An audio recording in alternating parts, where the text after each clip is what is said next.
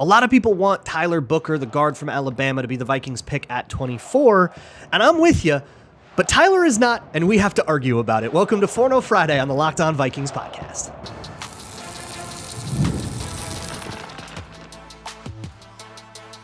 You are Locked On Vikings, your daily Minnesota Vikings podcast, part of the Locked On Podcast Network, your team every day. What's up, everybody, and welcome to Forno Friday here on the Locked On Vikings podcast, where we're always trying to learn something new. It's part of the Locked On Podcast Network, your team every day. And thank you so much for making Locked On Vikings your first listen of the day every single day. Hashtag everydayers. I appreciate you so much, and hashtag everydayers know by now that Friday is Forno Friday. We got Tyler Fornes here, and we have some arguing to do. But first, today's episode is brought to you by the all-new 2025 Nissan Armada. Stay tuned for the Armada Player of the Week a little bit later. Tyler, we have been teeing up an argument for like 2 weeks with each other because we disagree on a player. That player is Tyler Booker. I think he would be a great pick at 24. You are not so sure, but you kick us off. Take it away. What is your problem with that idea? I think he's a phone booth guy, and I think he'd be great with the Baltimore Ravens because he's going to pull from A gap to A gap and pretty much go straight forward. He's going to stay in that phone booth, and he's going to maul you. What I don't like is climbing to the second level. I don't think he does that well. I don't think he has good movement skills. I think his footwork is kind of poor, and you have to be able to do some of that. Vikings are moving more towards duo stuff, but you still have to be able to run the outside zone, which is the bread and butter of guys like Mason and Jones. I just don't think he's a fit, and I think it would be forced. I'm just out on the idea. Okay. So there's a couple things that I want to dive a little bit deeper on there. I like Tyler Booker a lot. I like him a lot as a player generally. I think on the Vikings, it would be fine. But so Alabama didn't do a lot of outside zone. That just wasn't their move. So you didn't I didn't get to see a lot of, can he reach block? Like I can't really, maybe I have to go to a different year to see if he has that, like that scoop footwork that I actually just wrote just wrote an entire article on Ryan Kelly and Garrett Bradbury. That is sort of a sister thing to the podcast I did on Wednesday about the topic, where you want to see those like reach blocks in that zone footwork, but you don't really see it. It's a lot of down blocking, driving somebody out, double teams on duo, and then pulling. So when he pulls, it looks fine to me. I don't really understand the issue with that. And when he climbs to the second level, nothing really flags to me as wrong. So I was wondering if you could go into a little more detail as to what the issue is when climbing, specifically like combo block up to the linebacker. Like what is going wrong that I've missed? So multiple instances. What I saw from Booker was when he's climbing to the second level, he feels out of control as he's moving. His aiming points aren't very good, and he over pursues the second level defender relatively consistently from what I saw. And those things cut back on him. Yeah. So like kind of backdoor him. Okay. So one of the things that we talked about with Dalton Reisner is he struggled with climbing to the second level, and defenders like linebackers would just be able to kind of usurp his momentum and just get around him. And they were doing the same to Booker, and he really just didn't have a counter. He felt lost in open space. And to me, that was a really big red flag. And I'm the same with you. I think Booker's a good prospect. I think he's a great prospect for some teams. I think he's a really poor prospect for others. And that's where I group him with the Vikings. So yeah, it's a scheme specific thing, not this guy shouldn't be a first rounder generally, right? Like we can be clear about like what is that the take? I have a low 2 on him. I low 2. I think he's a very so you're like a player. midday 2 guy on him. Yeah, I think he's like fringe top 50. Like pick 70. Wow, that's like a scalding take, right? Like it's way outside of consensus. Which hey, you do you. I've got plenty of those too. So with footwork, one of the things I actually like about him a lot is his footwork. I think, and okay. You say out of control, and I find it on the whole opposite. I think it's really controlled and efficient. There's very little wasted movement. But I think what you're identifying is not necessarily a problem with feet, but it's a problem with eyes. And that's the one that I identify when he does get into the second level. There's a little bit of, where's my guy? Sometimes if you don't have a guy, like you're going to have to look for somebody. And like, if it's not like, look, when you're combo blocking, right, you're double teaming on a guy and then you're supposed to get up to a linebacker, and usually pre-snap, you've got a sense for who that linebacker is going to be. You're looking at the defensive formation and going, okay, I think that's the guy that's going to flow to me. So you kind of have this idea of it. And if that guy doesn't show up because they're doing like a stunt or something like that, and suddenly you're just out in the open field going like, wait, where'd the guy I was supposed to block go? And he's running over in like 5 gaps over and he's not your guy anymore. And then you have to like find a defensive back or something like that. That part, that thinking on the fly part, is where I think he starts like looking around and looking like totally lost on the field because he can't find a guy because he doesn't have a guy to block. But it doesn't bug me because, well, there isn't a guy to block. Of course he's confused. That was a weird setup. But I think like, I know he bombed the combine and we should like talk about that. 3 cone was bad. 40 was bad.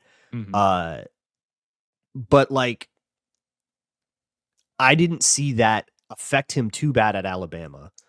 A lot of it was because, if the assignment was to climb to the second level, it was not he wasn't doing a long run, but also like, I don't know, when you pin pull and he becomes the lead blocker on like a jet sweep, he's got to get the heck out there. And it looked fine to me. So yeah, I guess for me, the movement skills idea is not an issue, but if you want to say, okay, Bama didn't zone block at all his whole senior year, and if we're going to bring him into an outside zone scheme, we're basically just like taking the risk that he like either doesn't know how to reach block or has forgotten how to reach block. I don't see him like getting out there and like scooping a guy.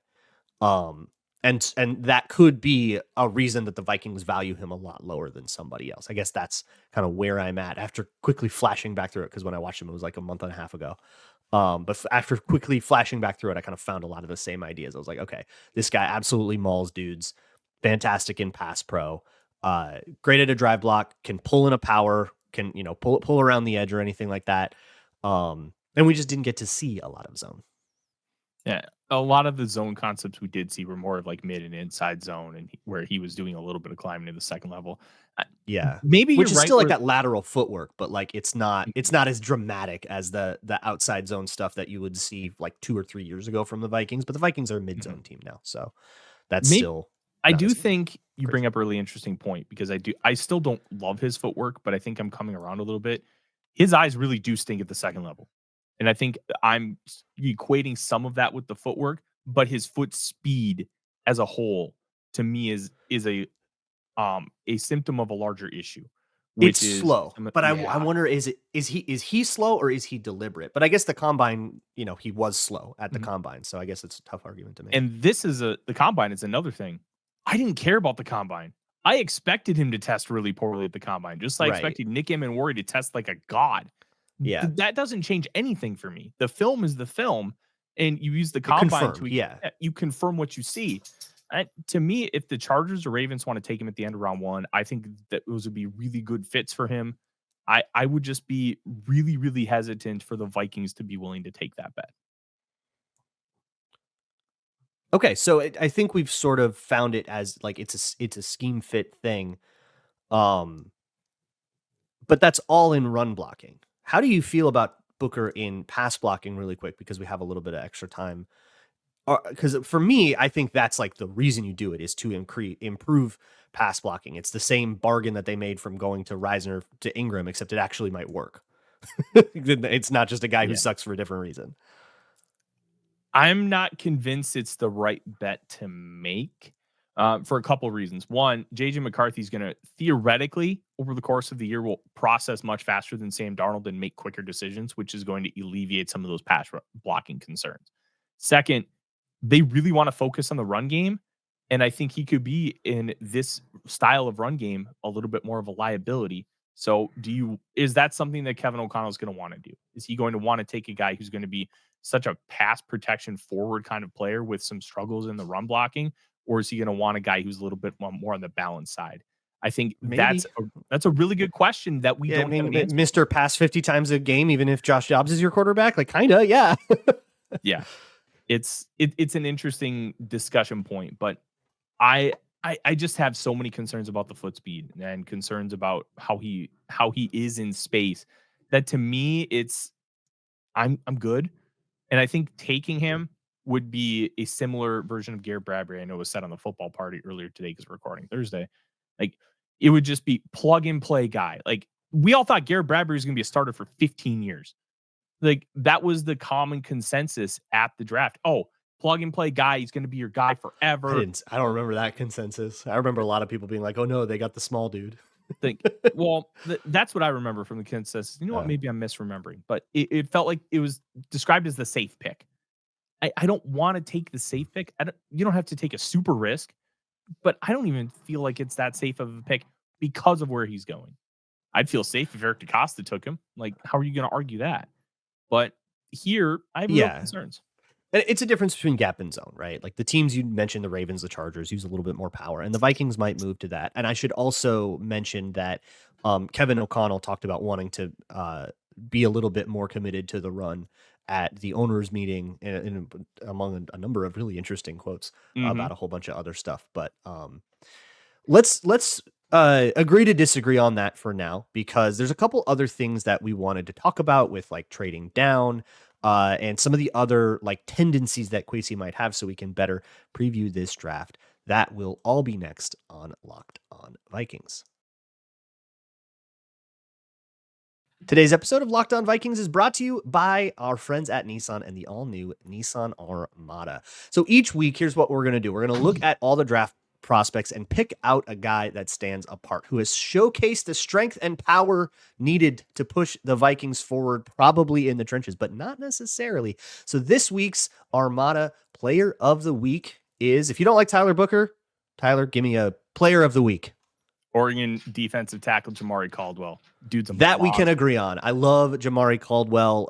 The way that he's, I mean, just big honking guy in the middle. I love the way he gets off blocks, and I like the way he pass rushes for a big guy too. I think he's really underrated, and mostly because Derek Harmon is next to him getting all the attention.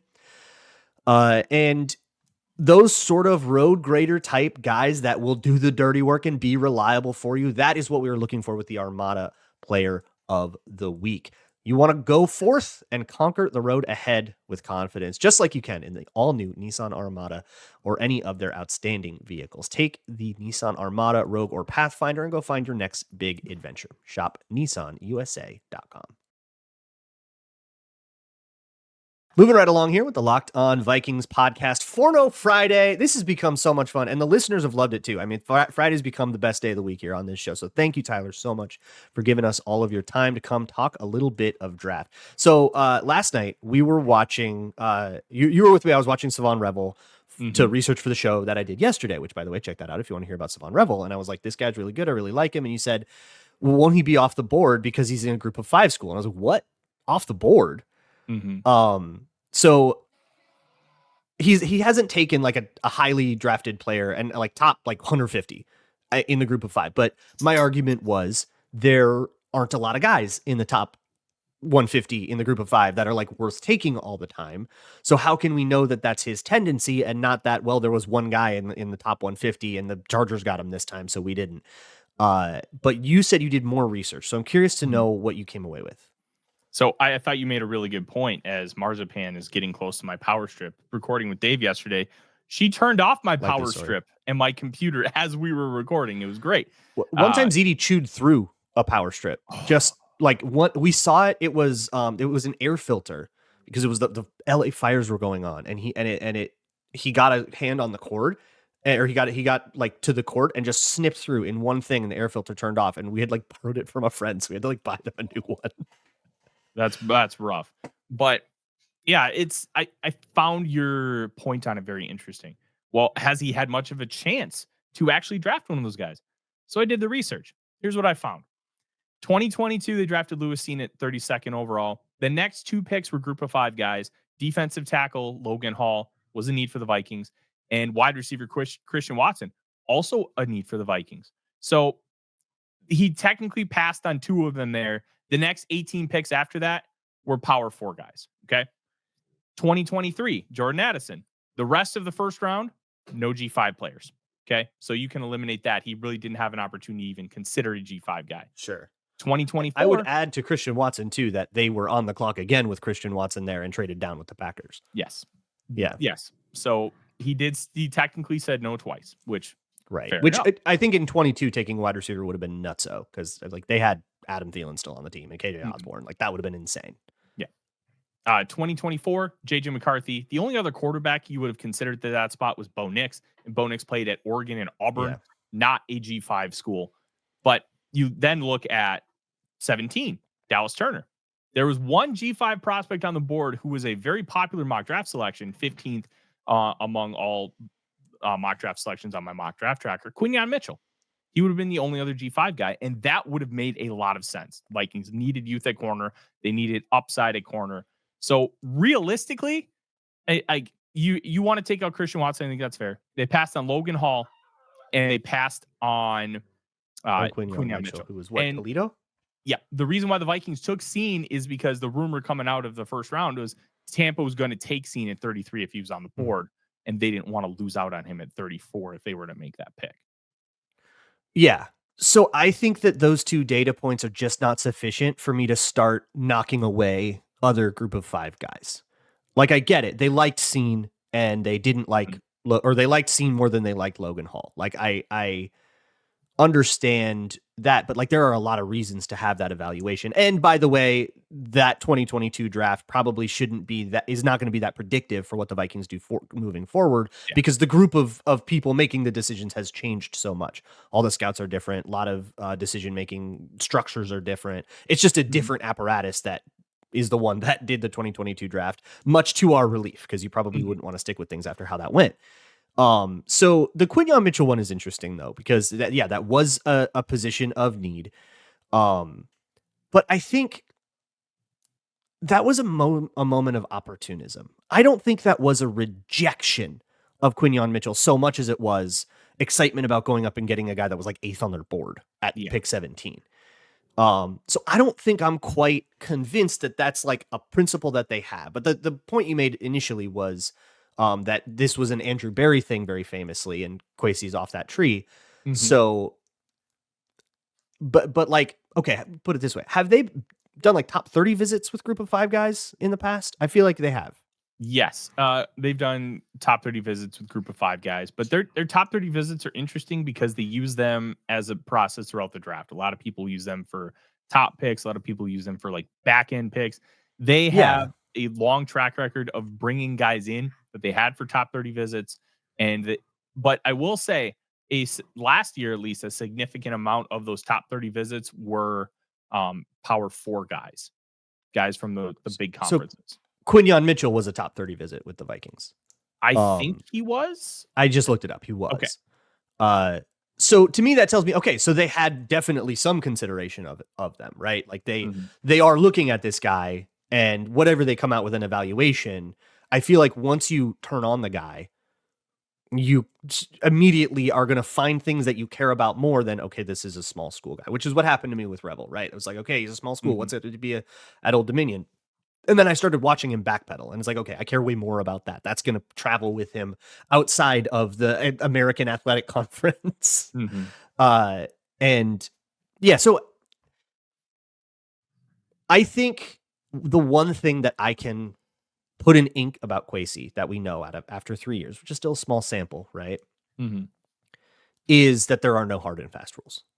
That there are going to be principles, there are going to be ideas, but there will not be things like, oh, he's group of 5, he's off our board, or oh, he's been injured, he's off our board, right? There's you got to look at the why for why those things are, and that's something I think Kwesi has talked about as well. That like, okay, he's at a small school. Why is he at a small school? Was he a 1-star recruit? Did he have bad grades? Did he transfer out of Ohio State because he couldn't beat somebody out for playing time? Those are all going to give you way different ideas. For like why a small school kid will be a small school kid. And I think that same idea has to do with, okay, why does a guy only have, 1 year starting?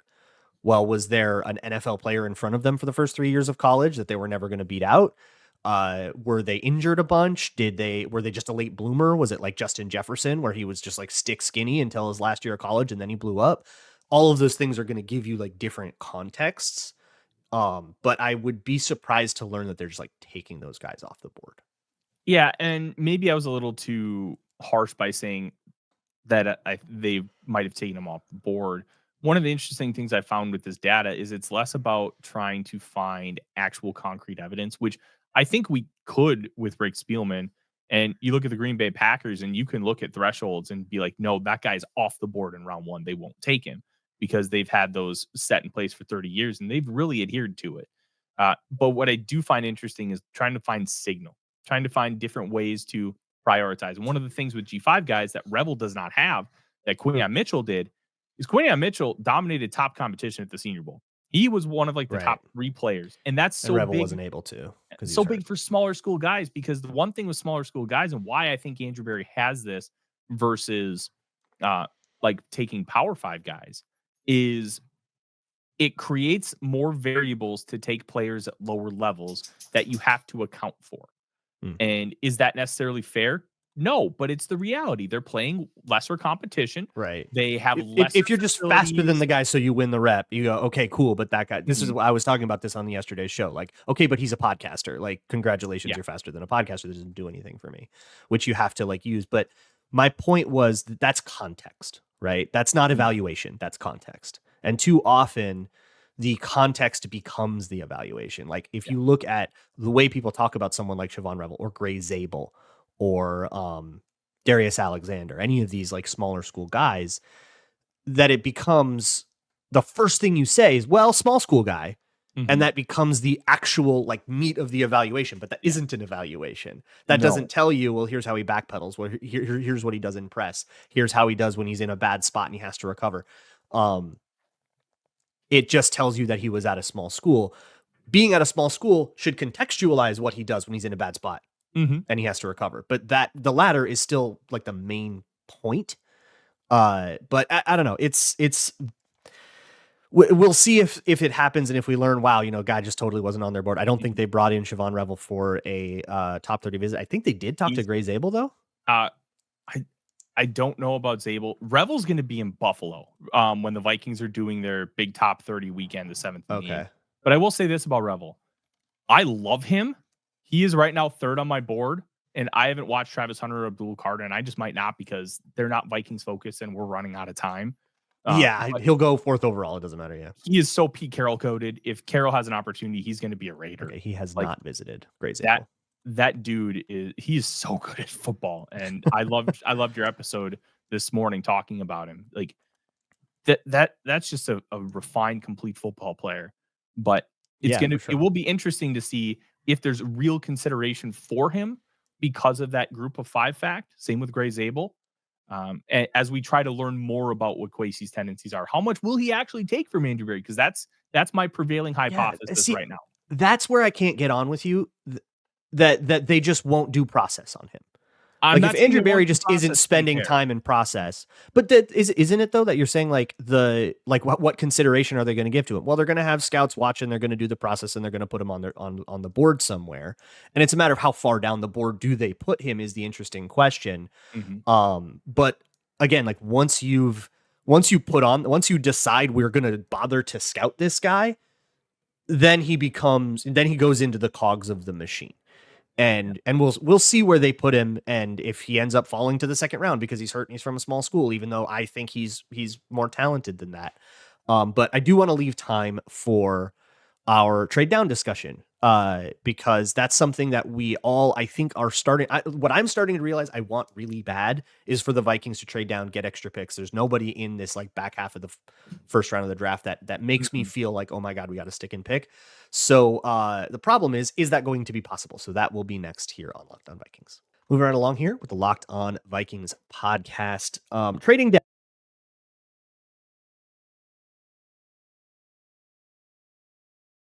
We all want it. I think most of us want it. There are some people who are going to be really mad that they have to stay up past 9:30 p.m. And if that's true, please, I hope your knees feel okay today. But for the most part, I think the popular opinion is that trading down would be wise. It would get more picks. You're not really trading past anybody super crazy. But when it's like that, the opposite angle comes into my head, which is, okay, if nobody is like super exciting at 24, then who is somebody trading up for? So that's my first question. Do you have any idea for like who would be at the background? Like who would be trading up for somebody? Is this a Jackson Dart angle? Do we have to hope for that hype train to get crazy? That would make me puke because I don't think Jackson Dart has I don't think he has starter potential. I really don't. Um, there's so much that Lane Kiffin just gives you on a silver platter, which is great for winning college Yeah, football never games. trust a Lane Kiffin quarterback. That's No, it's a Lane Kiffin tax. But Dart would probably be the guy if for some reason Shadur Sanders falls down the board, which I'm still convinced if his name is Sean Johnson, like that dude's going top 5. But the Deion Sanders kid thing, I that's still think he goes like second or third. I do too. Yeah. But the one interesting thing that I've talked about in this class, I think about 50 to 60 players will end up receiving a first round grade from a team.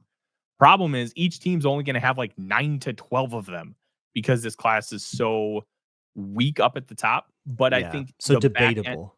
the back end of those guys, like 20 to 60 is relatively flat. You're going to get around the same amount of talent from the player. So if you think a guy is like a first round pick, like how the Vikings traded up for Dallas Turner, like that's the last first round grade on our board. We're going to get somebody significantly worse at pick 33. Let's go get him. That's where I think the Vikings can strike. How much can they get? I genuinely don't know, because how desperate would a team be to get a true first round grade at 24 when there just aren't going to be that many of them on the board?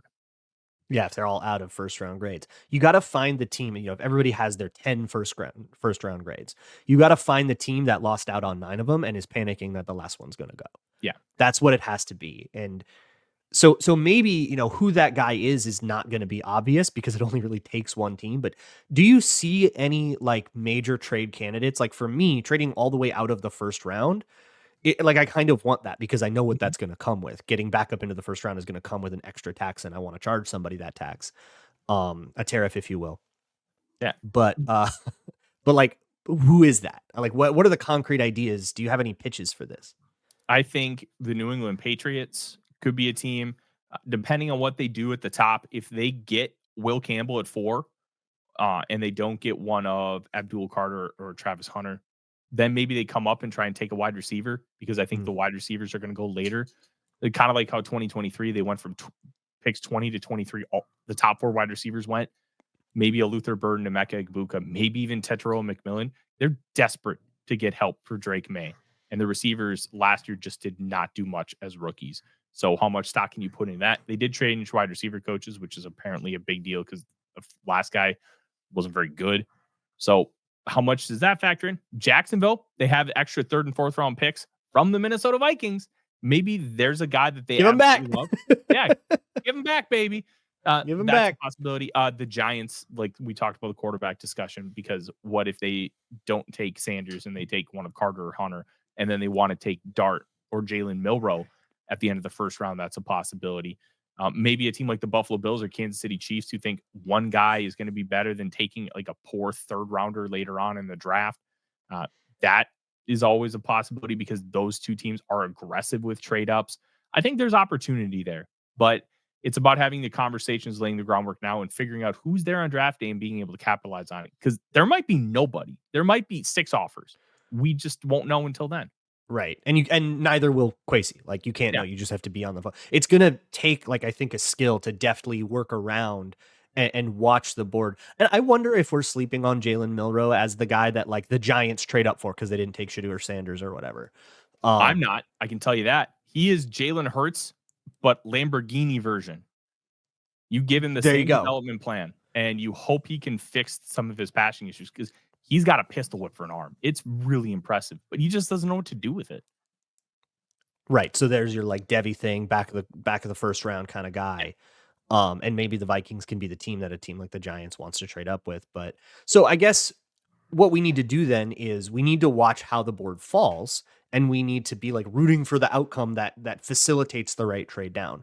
So what is the key then? What are we like looking for? Do we want the run on D lineman to happen right before us so that there's one last guy and then somebody wants to come up for 4 picks to get him? Or are we looking for the quarterbacks to work out a certain way? Like, what are we going to be rooting for in the draft if you are just team trade down? I don't like it. This is kind of where I am. None of these guys really move the needle for me. I want to trade down.